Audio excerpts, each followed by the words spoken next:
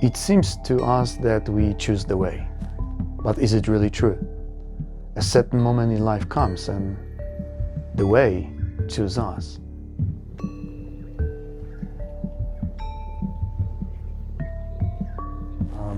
I left my home in Krakow in the beginning of the May.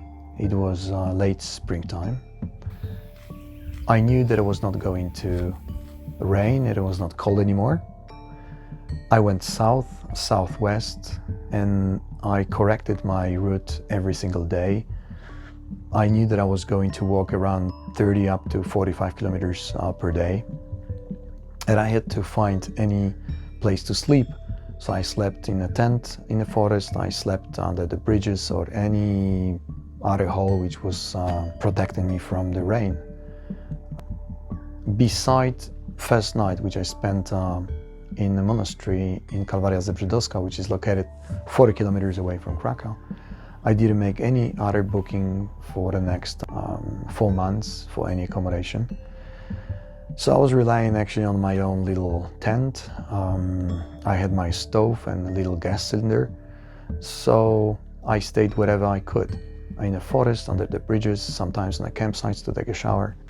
Yeah, it was simple like that.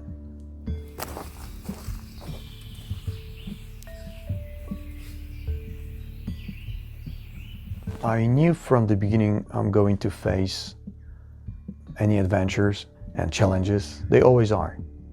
You meet people, situations, places which give you a special taste of your journey, of your walk. But this time, walking with a deep intention and serious prayer every day, it wasn't anymore just making kilometers. It was a real journey inside.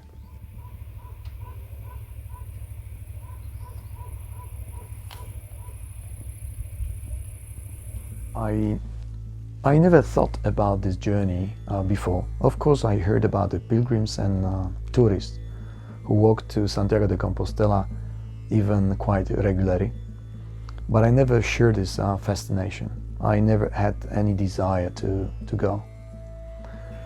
One day, I was on my way to the church in the center of Krakow for evening mass. It was Sunday. And all of a sudden, I received the message on my mobile. So I grabbed my mobile to switch it off, but I look at the screen quickly, and it's a message from my old friend who I didn't meet for the last few years, who lives very, very far from me. And she says, "Chris, have you ever walked to Santiago de Compostela?" So I quickly reply, "No, never." And she says, "So maybe this is the time to go." And I felt that I paralyzed. It was like a thunderstrike. I was standing in the front of a church on the stairs without moving. And I thought, of course, it's so obvious that I need to go. It was so obvious. And a few months later, I was on my way.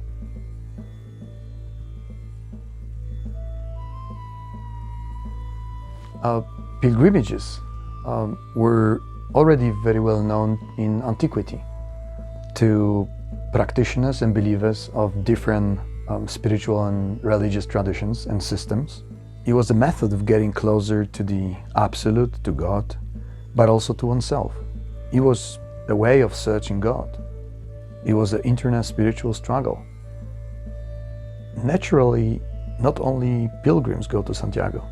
I think that the majority of wanderers are just tourists, adventurers. But even those who go in a secular mode say that they experience an inner transformation, that something is happening in their soul, something is happening in their heart, maybe even for the first time in their life.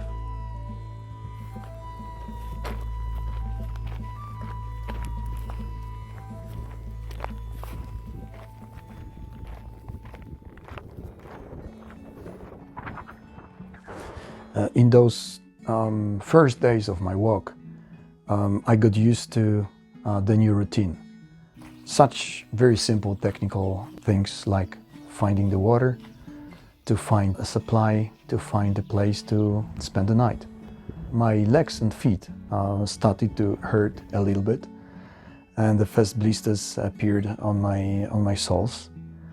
But there was nothing what would make my march difficult or impossible. My first night in a tent, in the woods, great. I pitched my tent in the dark last evening, and I have no idea what is out there and what I am, near the village Kozy. In those first days, there were still many disordered thoughts in my head. I felt excitement about adventure, that I'm gone for a hike. But after a few weeks, these thoughts started to form. There was more and more silence in the head. I realized that the excitement and those first thoughts, emotions, began to go away. I got to border town, Cieszyn, and after a night I spent in nuns' convent, I walked through the old town and the city, and I got on the bridge over Olza River. And when I was crossing the bridge, and I was looking at the board with inscription Czech Republic, I had the impression that I'm leaving behind the comfort zone of my country, and I'm saying goodbye to everything what was known, what was pleasant and easy. From the beginning, I assumed that I had to follow the situation, the way itself. I had to rely on my intuition, because it was not possible to predict everything. And I thought it worked. In the moments when something was happening, I was late, it was very cold, or it was raining heavily, people suddenly appeared, or a situation arose that would solve the problem immediately. Both in Poland and in the Czech Republic, I experienced extraordinary hospitality of priests, of nuns, monks, as well as Protestant pastors and regular lay people who came to help me and appeared exactly in the moments when I needed it. As time went on, days and then weeks, there was a huge silence in my head, and I walked forward as if I'm programmed with a prayer and intention, a completely different quality in my head. At first, I just wanted to leave everything behind my back and enter a new space where new thoughts will begin to form. On this day, I was in the Czech Republic, and it had been raining for several days with just short breaks. It became very, very cold. It was unpleasant weather. I entered some small tar road, and someone is approaching me on a bicycle. After a few seconds, it turned out that it's a Czech guy named Jan, who spoke Polish and English pretty well. It turned out that he's also a traveler, that he traveled actually the whole world on his bicycle. On that day, Jan invited me home. I stayed in his place for the night. But most importantly, Jan stated that I had a very, very bad maps with me, and he uploaded new maps into my mobile. And these maps accompanied me to the end of my trip for the next 3 months.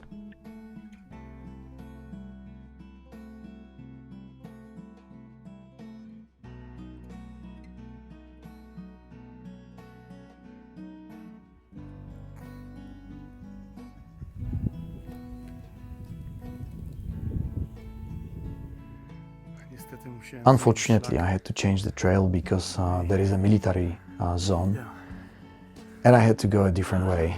But it's also great and beautiful. Probably everyone has some other reason to go to Santiago, but the way itself usually verifies that reason. This is not what we think or feel from the beginning. I will be on the bridge in a moment. I will cross the Tepla Vltava River. I'm crossing my second border now, this time Czech-German, on such a small bridge.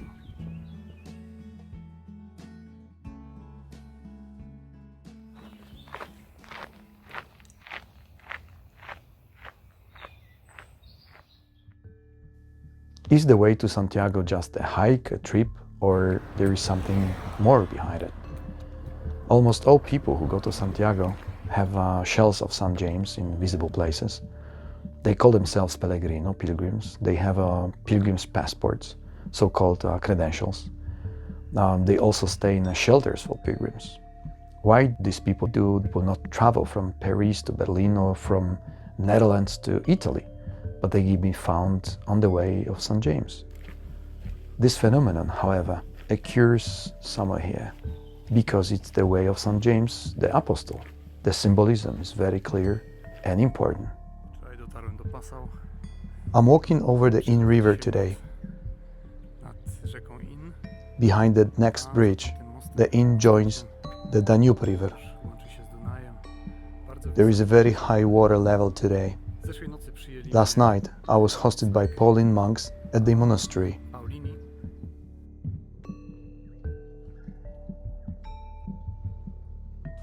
For many weeks, I was walking alone. I didn't meet too many people.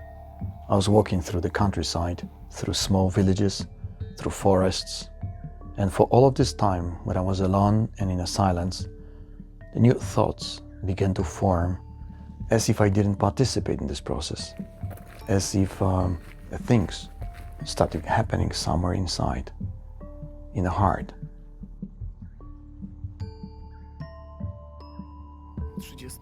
After 38 days of walking, and after 1,000 kilometers from home, I see the first walker on the St. James Way, which is called here in Germany Jakobsweg. I wonder where he's going, maybe also to Spain. Well, anyway, he's the first one I met. It turned out, however, that the German tourist didn't go to Santiago de Compostela, but he was walking somewhere to the north of Germany, and I had to wait for the first pilgrim for almost 2 more months. The next day, the massive Alps rose in front of me. I made a very interesting observation. For a few months, I didn't feel any physical or psychological discomfort caused by walking. The body was phenomenally adapting to a huge effort and to very poor food.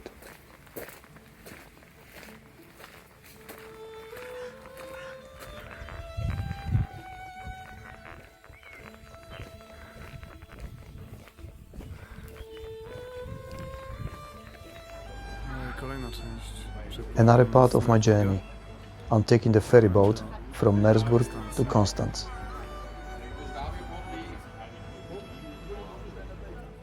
I slept in the little woods, and it rained all night. And here is my little kingdom.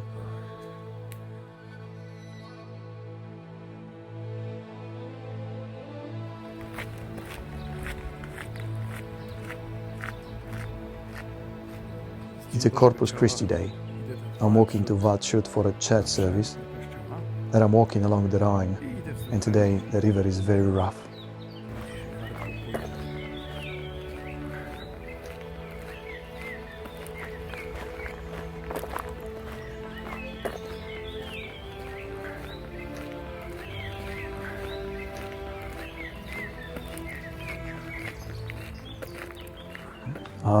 I was slowly approaching Switzerland. On this day I was walking along the river. Everything was wet. It had been raining for last few days. And I was totally covered with this blue poncho, wrapped totally. And my shoes were pouring water. The Rhine River was very rough and rapid on this day. And my path I was walking on all of a sudden forked. One path ran along the river, and another one ran into the small village. So I followed this path along the river, and I was away like several meters. I heard a voice behind me. The voice surprised me a lot because there was no one at this crossroad before. So I turned back and I saw the old man, about 80 years old, with his gray hair combed back, with very bright blue eyes, nicely dressed, and he spoke to me in German. So I told him that I was a foreigner and I didn't know German well. So he immediately switched into English. So he surprised me again because Germans at his age rarely speak English. And he asked me, "Where are you going?" I replied that I'm walking along the river, and on the same day I'd like to get to city of Basel in Switzerland. And he says, "I'm sorry, but you cannot follow this path because the next few kilometers it's totally covered with the water of the river. It's a huge flood. You will have to return anyway to the same place where we are now. So it's better to go through the village and go around this flood." So I said to him, "Thank you very much for your advice." And I said, "I'm Polish. I'm walking to Santiago de Compostela in Spain." And he didn't look surprised. And he said, "When I saw you, I knew that you had the long way behind you, and you still have the long way to go. So good luck and goodbye." And I said, "Goodbye, thank you very much." And I started walking towards this village. So after a few meters, I thought, such a nice gentleman, such a nice guy. He came exactly in the moment when I needed it. So I said, I'm going to wave to him and said goodbye again. And I turned back, but in the middle of the road, there was no one. And the bridge to the other side. On the other side is Switzerland, Laufenburg town. Walking through Switzerland, I had an impression that all these markings on the way of St. James were very poor or blurred. I saw few stamps of the size of 1 centimeter, some of them as street lamps, and basically there were no other signs or markings of the trail apart from them. So comparing to Germany, where the trail was well marked and there were a lot of signs, Switzerland was almost empty, was like the desert. I said goodbye to the northern part of Basel. I crossed the bridge to the southern part. Of course, the Rhine River. Beautiful weather today, last hours in Switzerland. I'm walking through the main part of Basel, and then I will enter France. I'm going towards Besançon. Of course, it's a still long way to Besançon, but I hope I should be there in around a week.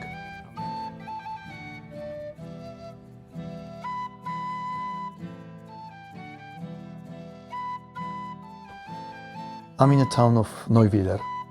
In fact, I don't know if I already crossed the Swiss-French border, but it's important that there is my trial sign again. I walked through France the longest because I walked there for over 5 weeks. And in principle, totally separate movie could be made about this country. France is absolutely wonderful and fascinating. France made a huge impression on me. In France I had the most internal experiences and thoughts. New emotions came. France is a country with a very dusty but very strong Catholic tradition, and therefore it is impossible not to mention French churches, not only for their architecture. The feeling of mysticism and prayerful atmosphere is present in almost each of these temples. It is hard to believe that today most of the churches in France are empty and there are only a few believers.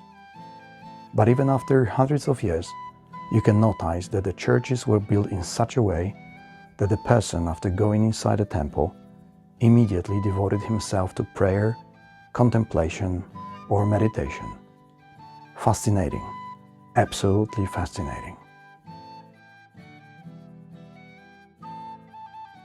In France, I walked in the heat of 35 degrees for 4 weeks and a week in the heat of 40 degrees.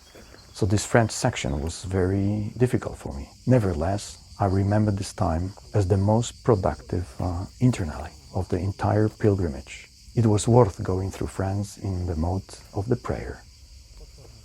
This is my paddle to wash up. I'm a second day in France and the heat is overwhelming. I have supplies for about 3 days and I'm going straight west, making a shortcut between these two routes of St. James. It is impossible to follow the marked trail all the time because I have an impression that I would go a year or two.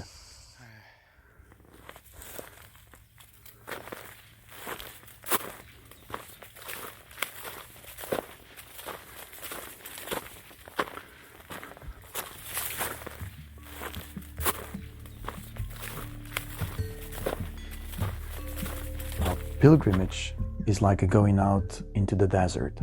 You don't have to pretend anything to anyone anymore, and you don't have to pretend to yourself. It is like looking into a huge mirror in which we see our reflection.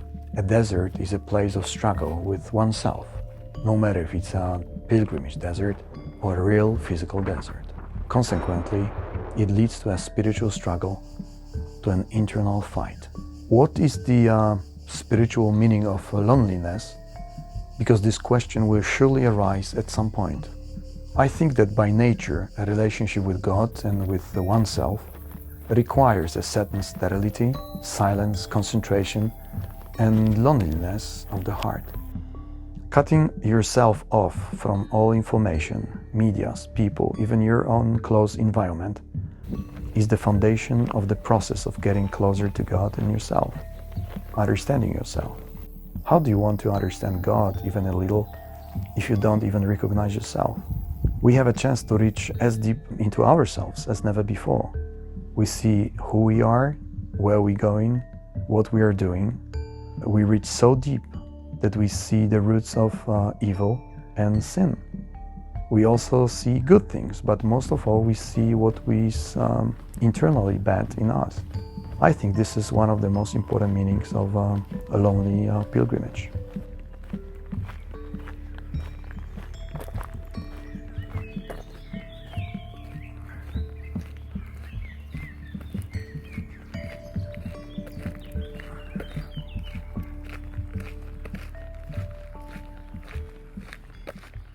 One day I get the message from a young boy who follows my journey on the social medias, and he says, you will probably go through the famous Thésée.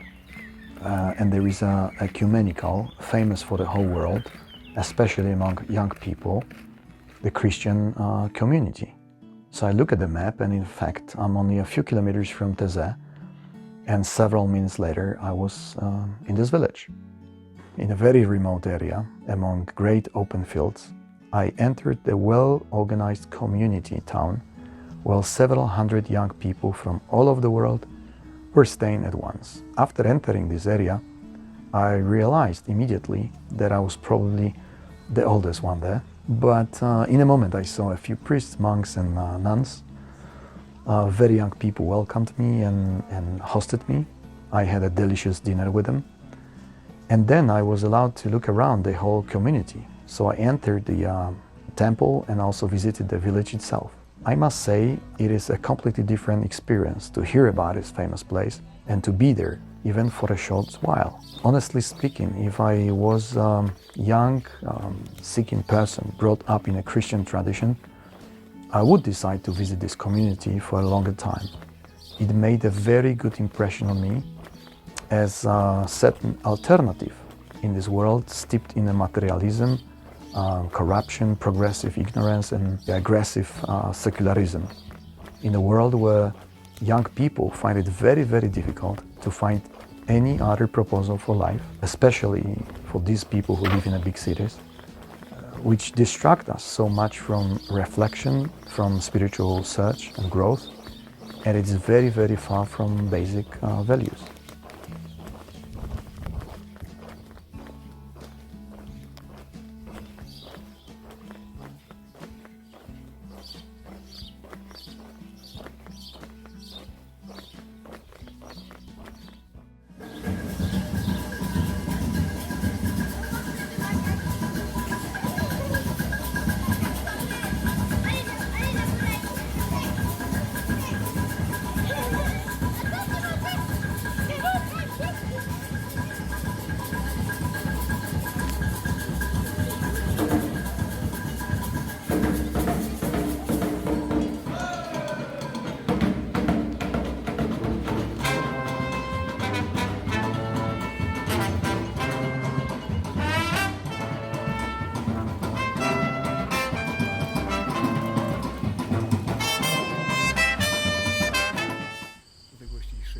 I'm 6 kilometers from the town of Cluny, and this is where my path separates from the way of St. James for now. z Drogą Jakubową. Na razie. Ja idę na północny, na południowy I'm walking zachód, southwest, and the route of St. James Świętego Jakuba runs skręca south to wyraźnie the town of La Puy. na południe do La Puy. It was 35 degrees every day, Codziennie and it made me mnie to tired, zmęczyło. and I had to shorten each day a bit by about 5 to 8 kilometers, even though I walked for 40 kilometers or more for a few days, 3 kilometry, but I felt them to strongly. jednak poczułem je. Tu są ostatnie znaki. I'm saying goodbye to the trail marks for Na razie now, się żegnam. No zobaczymy and I'll się see them again in a couple of weeks. parę tygodni. After leaving some larger forest complex, I reached a small village called Vers. When I entered it, I saw that there were only a few houses and a small church. It was Sunday. The door was open. I entered the church. There were a few candles burning inside, and absolutely great silence all around. I saw at the entrance to the church that there was a small leaflet with the history of this place. I read in it that during the Second World War, German troops entered this village and shot the inhabitants for participating in the resistance army. They burned down all of the buildings, including the manor house, and only this church survived. And now I was standing in the middle of it, and I was looking at the statue of Blessed Virgin Mary of Vers, and I felt such a strong emotion. It was like a feeling of hope.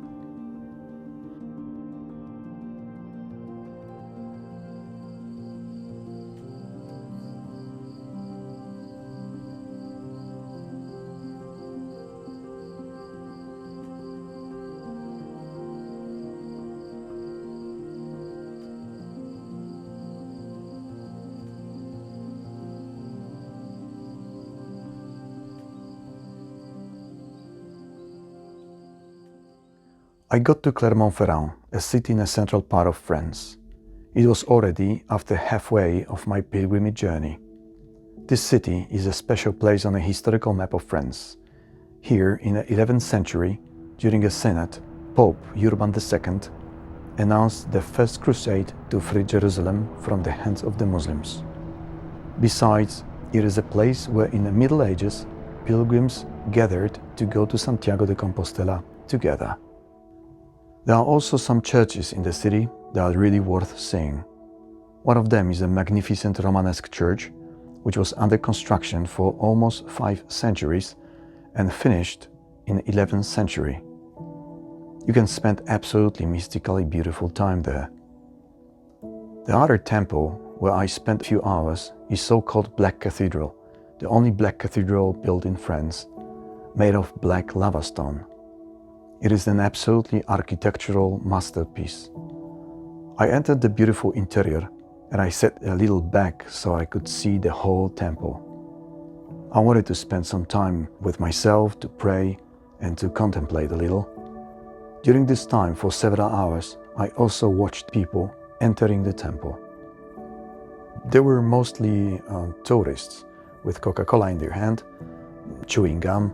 They entered the cathedral as if it were the ruin of Roman or Greek temples. For a few hours, perhaps 2 people made the sign of the cross and gently knelt down. I was sitting in the back and I saw tourists approaching me and discreetly taking pictures of me with their mobiles. Then a mother and her daughter came closer.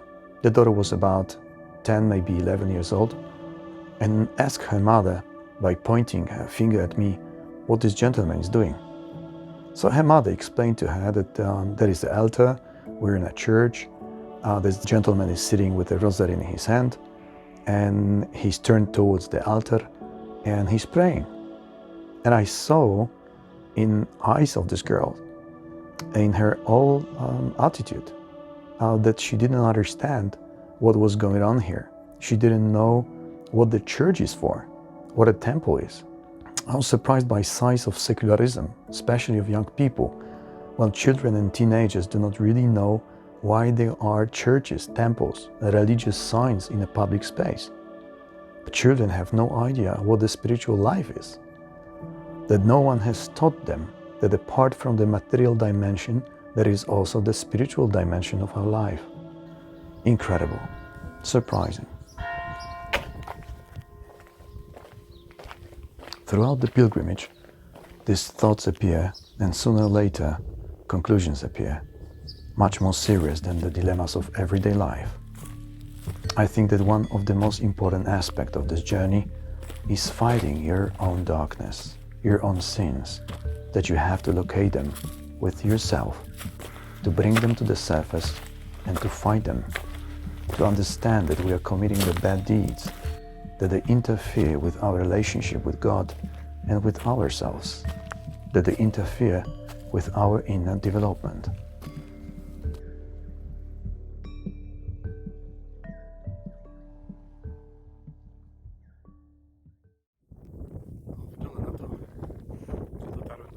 I seem to have reached the western edge of Massif Central in south-central France. And now I just need to cross this horizon, an intimidating prospect. So I don't know. As the crow flies, it's maybe 200 kilometers from here, and there are about 500 kilometers to the coast in that direction. So I must move on. In navigation, this forest section appears as a road. Well, there was a road, but it was 5,000 years ago, I guess. And now we have such obstacles here. So we'll see further what happens. After so many weeks of walking through the forest, through the wilderness, sleeping in a tent, I feel like a tramp, like a street bum. And I probably look like that. I remember when I went to a supermarket to buy food and eat it straight away to next to the store, that I don't need to carry all of these products with me. Often on a sidewalk with the homeless people, and I remember the looks of shop's customers who were close to throw me a coin or looked at me with distance. But then, what did it matter? I've been walking this road for several kilometers, for a few hours. Any car shows up once an hour. Beautiful area, central France.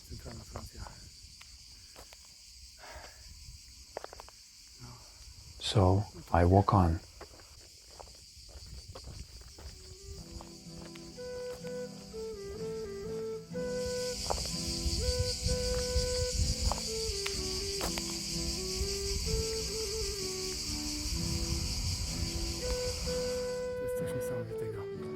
This is unbelievable, as if I moved back to the Middle Ages. I don't even remember the name of this village. I passed dozens of them on the way. But this is something incredible. Old walls, old buildings, absolutely gorgeous churches, 11th, 12th century. It's amazing. A small church of Saint Christopher, 12th century. Let's see what's inside.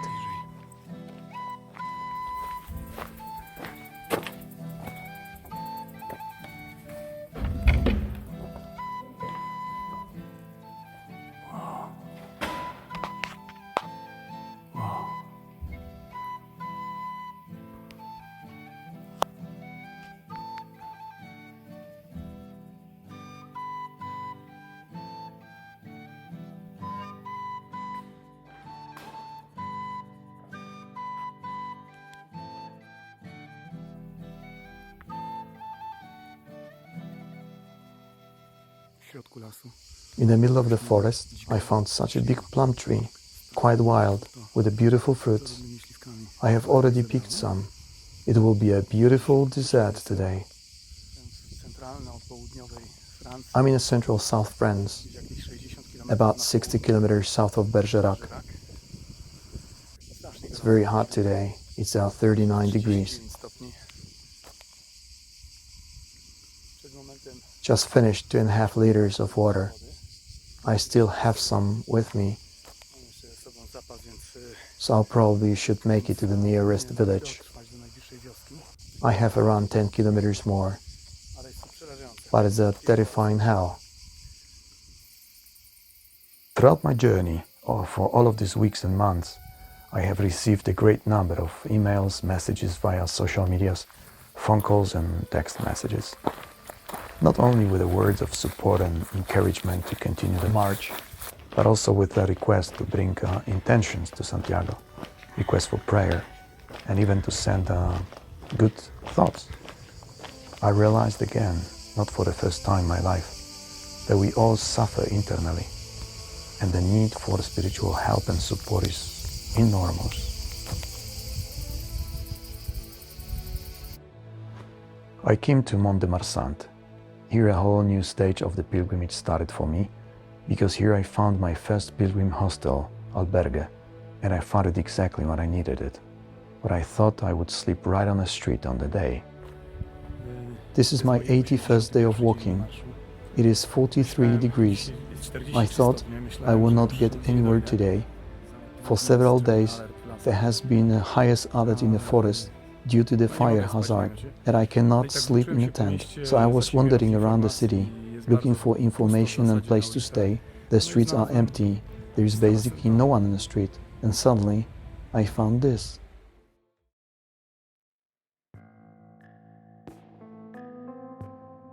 Well, I wondered for a long time whether I should tell this story in this film. But then I thought this situation was so symbolic and important throughout my pilgrimage. Then I decided to share this story with you. It was already in southern France, just a few days' walk from the Spanish border. I was walking through the small town in the rain, and I was looking for a place to stay in a pilgrim shelter. Suddenly I can hear that the car is coming behind me. So it goes slowly behind me for a few seconds. Then the car levels with me, and the window goes down, and I see that there is a beautiful blondie girl driving this car, all dressed in black. And she asked me in French where I was going. So I said in English, I'm a pilgrim, I'm from Poland, and I'd like to stay for overnight here in this town. And what I'm looking for is a tourist information office, which is located somewhere in this town. So she laughed and she closed the window and she left. When I got to this tourist information center, I saw this girl standing there in the front of the building and waiting for me. Once I got closer, I realized that she's very pretty indeed. She was in the age of 35 around. Very nice body. She had a very tight black costume. She was all dressed in black. And I said to her, hello, I'm from Poland. I'm a pilgrim, and I'm going to stay in this town, in one of your albergues, which is located in this town. She spoke English a little bit. So she replied, I know what you're talking about. I used to be a Catholic as well. And I went to church and I was praying a lot, and then I gave up. And now I go to gym every day to exercise, to make my body beautiful. So she surprised me with such a statement, and how she turned from spiritual life into gym. And before I said anything, she asked me, don't you think that I'm very beautiful? I got shocked. And I said, yes, you're very beautiful, but I need to go now. And she says, are you going to sleep with other pilgrims in a dormitory, in such a dirty albergue? And maybe you're looking for something more pleasant and more comfy. Immediately I realized that what's happening, and that it's obvious temptation. And I said quite rudely, listen, I need to go now. Thank you very much, goodbye. So I went a few meters towards this information office, and suddenly I heard this unnatural, strong, shrill, piercing laugh. And I turned back, I look at her, and I petrified. This girl was standing there with her arm raised, and she was waving. And in the center of her palm, I saw the pentagram tattoo.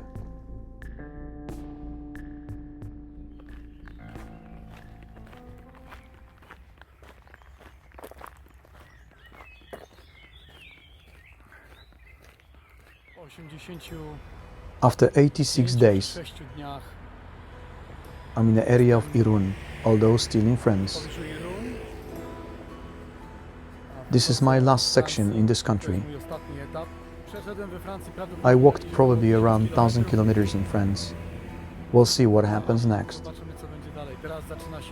Now I'm starting a real Camino del Norte in Spain. And I can feel a blast of wind in my back. It is already a bit downhill, but still 900 kilometers ahead of me. I'm slowly getting on a bridge, and I'm crossing another border. This time, French-Spanish one. So I go on. I experienced a real shock after entering Spain. After a few months of wandering alone, I fell into a crowd of pilgrims, tourists and wanderers. There were over 60 pilgrims in the first albergue in Irun. So initially, it really hurt me somewhere. I felt bad about it. But then I realized after a while that it was a new stage for me. Now is the time to share the way with other pilgrims. When I wanted to get lost, there was no problem with it. There was always an opportunity to go alone. When I wanted to go in a group or with the other pilgrims, there was always someone I could go with.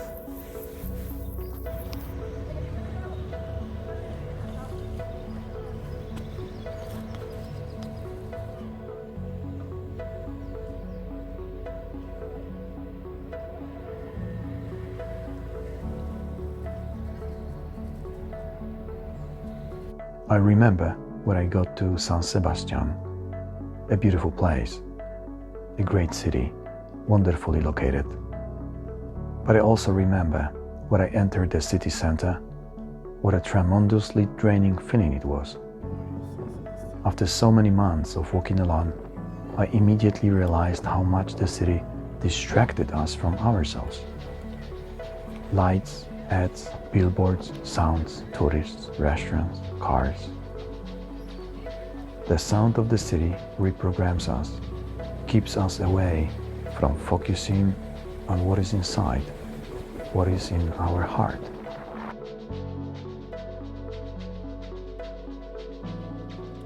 Well, I'm getting up. It's a new day, about 750 kilometers to Santiago. One more month. It will be all right. I thought in Spain that isn't it great that people from all over the world come to the St. James Pass and they share a common goal. Walking together, young and old, people from different traditions and cultures suddenly meet on the way, and perhaps they seek the same God.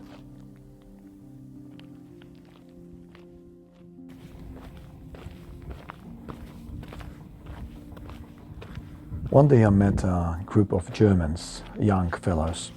We had met before a few days earlier in one of the albergues. They joined me at the lunchtime and we started talking. They asked me what I was going and when I started my journey. So I said that I'm from Poland, that I'm a pilgrim, and I walk in a Catholic tradition, that I walk with intention and I pray.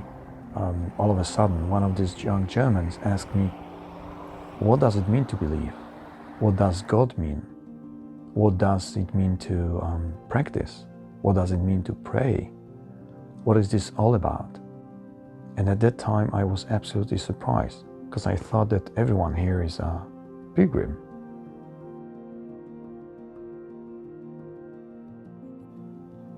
However, I met this boy a few days before entering Santiago de Compostela.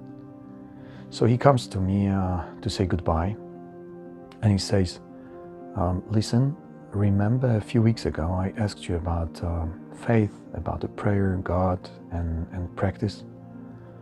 And you know, after those few weeks of walking, I think that I know what you meant.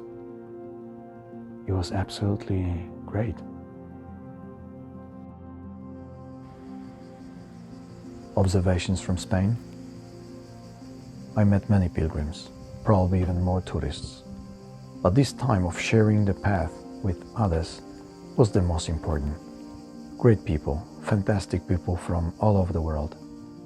Since my stay in ashram in India many years ago, I hadn't met so many people fascinated by searching, reflection, self-reflection.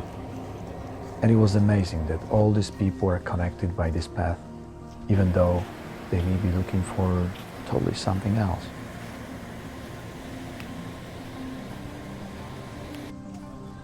One day in one of albergues, I meet two Polish girls, Marta and Kinga.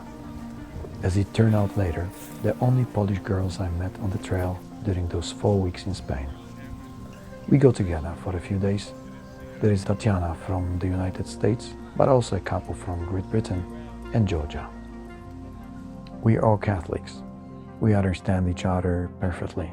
We tell each other our adventures. Everyone says why he or she is here. A great time to share the journey with each other. Time to exchange thoughts.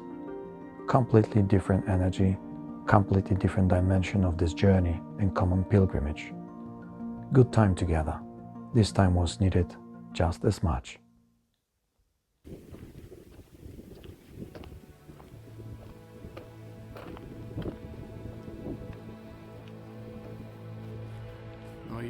Beach in Gijón. I reached the central coast of northern Spain. From here, it's still about 300 kilometers to Santiago.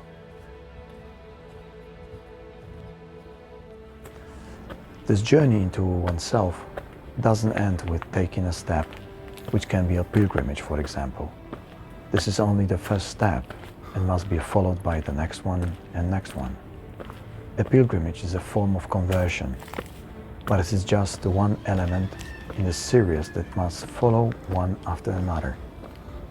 This is not a one-time event. It must be followed by some new actions and some new works.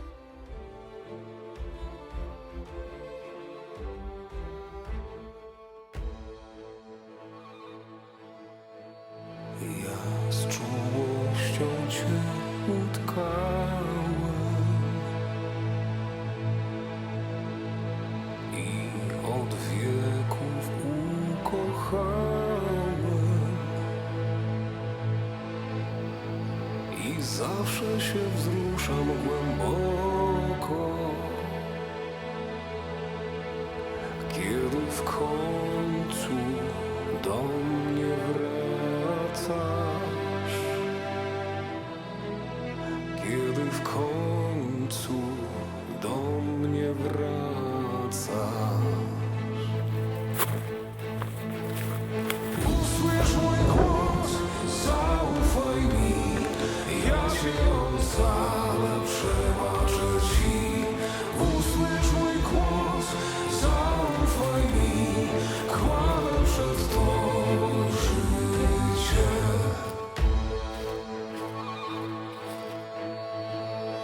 Poprzez ścieżki życia kręte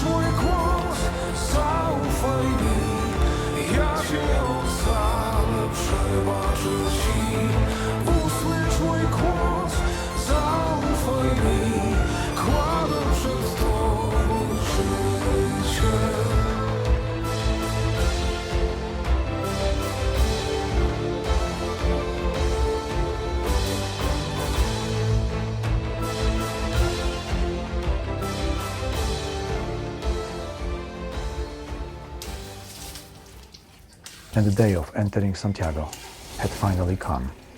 For 4 months I had been carrying a white linen shirt and a long trousers in my backpack, specially prepared for this occasion.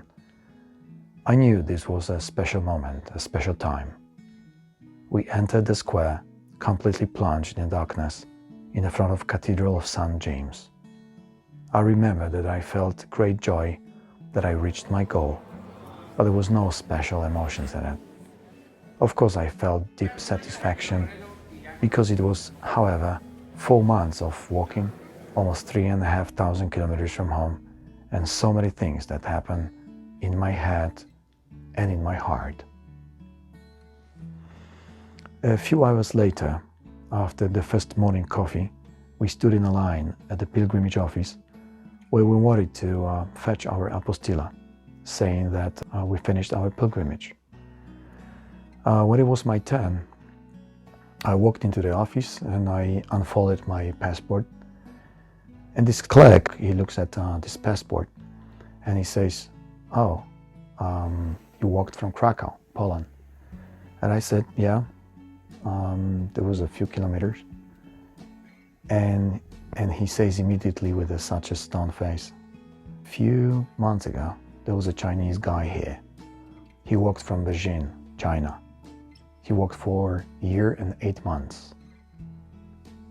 So I grabbed my apostilla and I walked to the end of the world.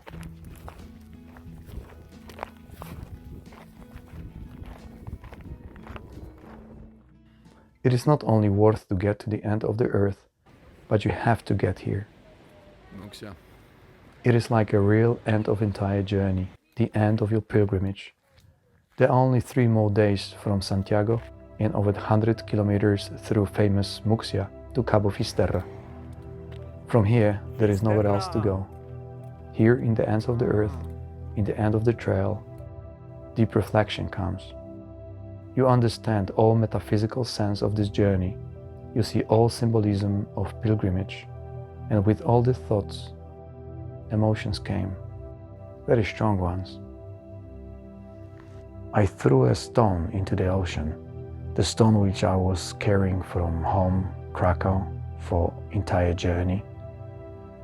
This symbolic burden. And I remember when I was standing there in the rocky Cabo Fisterra and I was looking at the horizon, I thought, "You're my God, and I know where I'm going." We are in Finisterre. From here, there is nowhere else to go. I would like to thank for all your prayer, for all support, for every good thought. I'm sending you my best wishes from the ends of the earth, and I hope to see you soon. God bless you all.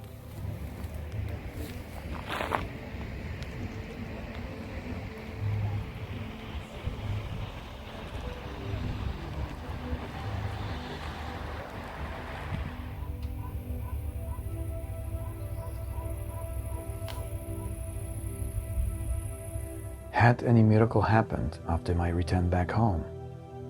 Nothing like this. Sylvia, girl I walked with for a couple of days in Spain, one day she said, "The answers to our problems do not wait in envelopes on the stairs of the cathedral in Santiago de Compostela. It doesn't work that way. The pilgrimage is just the turning point. Of course, there may be a single miracle, and suddenly after a few weeks or months of walk, we'll find ourselves and our way of life. But in general, it doesn't work like this. I'm totally aware that the door-to-door pilgrimage in its full form is unrealistic for most people, for various reasons. Most often because of our duties, responsibilities, the effort we have to put into, and also the financial effort. Nevertheless, every single pilgrimage, even in a much shorter dimension, makes sense. It always makes sense if it leads to some internal conversion, to internal changes, to an improvement in the quality of our spiritual life. Each of these trails, each of these ways is individual, personal, very unique. But we all have one goal. This goal is Santiago de Compostela and the tomb of St. James the Apostle. It is here, after completing my journey, where I offered my pilgrim's shell. I wonder how I could end my story. One would like to say, metanoia, averte, convert and change your life. But I will only say, ultrea, never stop, pilgrim, keep walking.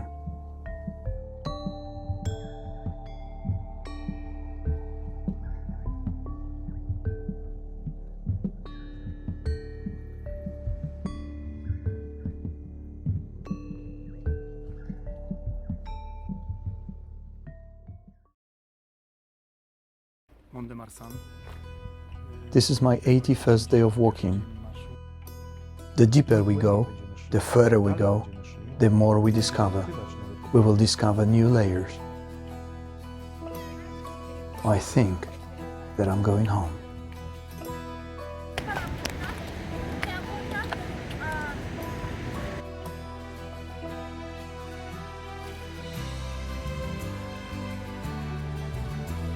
I just woke up.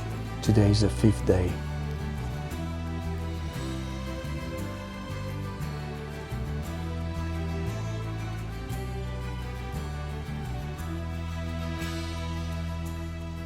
I think that nothing will be the same as before. Otwarta na Boga, odwiecznie wybrana, Matko Chrystusa, pełna wiary na wzór Abrahama, niepokalana. Ciebie otacza nieziemski blask, a nad Twą głową Pana. You can't fight anything you can't see. You have to see it with your own eyes. Boga uwielbia Twój pokorny duch. Troskliwa, radosna, spiesząca z pomocą, oblubienicą ducha. Śpiewasz Panu hymn uwielbienia. Terrible storm near Cluny, but I survived. Ciebie otacza nieziemski blask, a nad Twą So I walk on.